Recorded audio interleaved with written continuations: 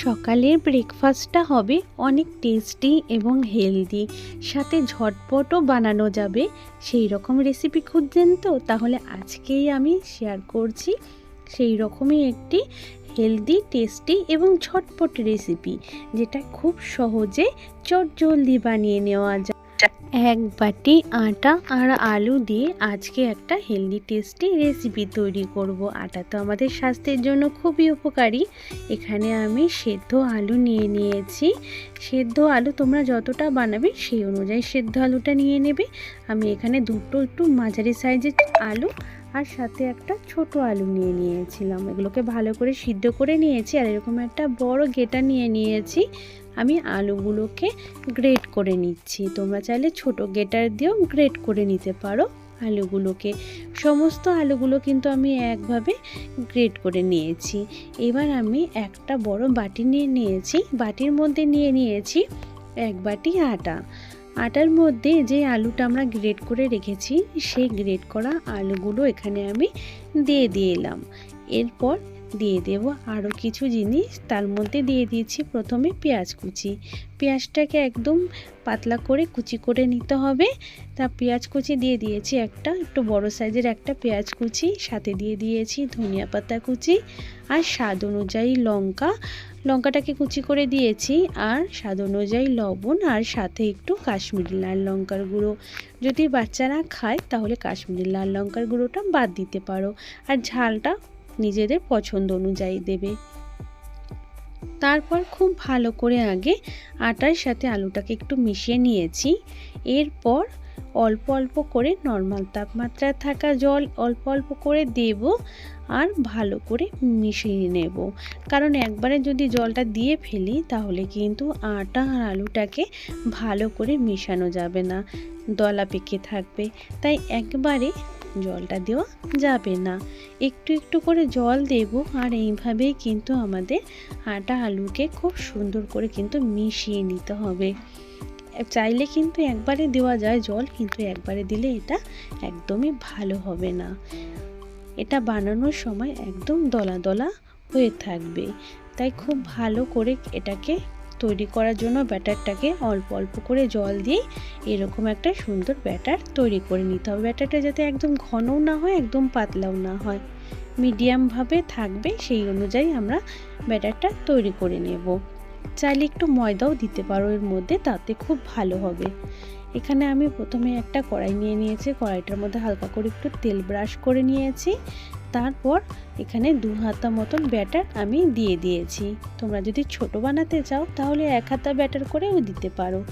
তারপর ব্যাটারটা উপর থেকে যখন একটু টেনে যাবে তারপর উপর থেকে হালকা করে আবার একটু তেল ব্রাশ করে নিচ্ছি, যাতে উপরটা ড্রাই ভাব না হয়ে যায়। ভাজার পরেও যাতে একটা সুন্দর লাগবে, উপরটা দেখতে একটা শাইন ভাব, তার জন্য হালকা করে তেল ব্রাশ করে দিচ্ছি। তাতে ভাজাটাও খুব ভালো হবে আর কড়াইতে কিন্তু আটকেও যাবে না।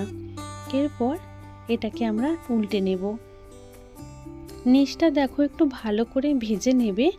তাতে কি হবে, যখন আমরা উল্টে পাল্টে ভাজবো তাতে কিন্তু আমাদের এই নরম রুটিটা কিন্তু ছিঁড়ে যাবে না। তারপর খুব ভালো করে চেপে চেপে আমাদের নিচের অংশটাকে সুন্দর করে ভেজে নিতে হবে, যাতে নিচের অংশটাও হালকা একটু রং ধরে। এইভাবে আমি খুন্তি দিয়ে একটু একটু করে চেপে চেপে নিচ্ছি, যাতে নিচটা খুব সুন্দর ভাজা হয় এবং সুন্দর রংটাও আসবে। আর এগুলো খেতে কিন্তু খুব ভালো হয়।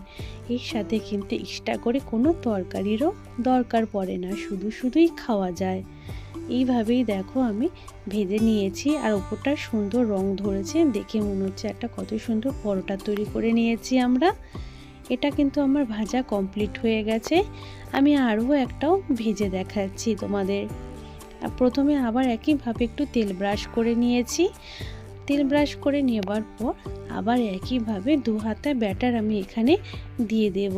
বন্ধুরা, আমার কড়াইটা সাদা দেখে এরকম একটুখানি তেলের রান্না করলে সাইডগুলো এরকম একটু কালো হয়ে যায়। আর যদি কালো কড়াই হতো তাহলে কিন্তু একটু কিচ্ছু বোঝা যেত না।